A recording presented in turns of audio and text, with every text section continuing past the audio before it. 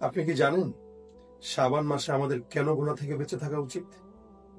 আমরা প্রতিনিয়ত গুনাহ করে যাচ্ছি, সকাল বিকেল সন্ধ্যা রাত, আমাদের কোনো অনুভূতি নেই। অথচ রমজান আর অল্প কিছুদিন বাকি। এই শাবান মাসে আল্লাহ পাকের কাছে প্রত্যেকটি বান্দার আমলনামা পেশ করা হয়। রাসূল করিম সাল্লাল্লাহু আলাইহি ওয়াসাল্লাম খুব বেশি রোজা রাখতেন এই মাসে, যেটা রমজান ছাড়া অন্য কোনো মাসে রাখতেন না। সাহাবারা জিজ্ঞাসা করলেন, ইয়া রাসূলুল্লাহ, রমজান ছাড়া আপনি এত পরিমাণে রোজা এই মাসে কেন রাখেন?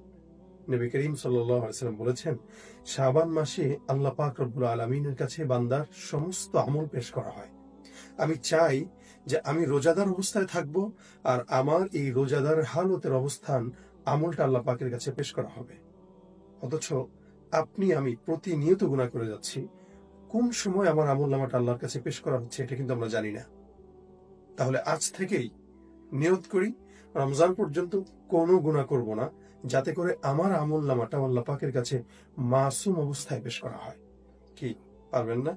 অবশ্যই পারবেন ইনশাআল্লাহ। এখন থেকে নিয়ত, আমি চেষ্টা করব, আপনারাও করবেন।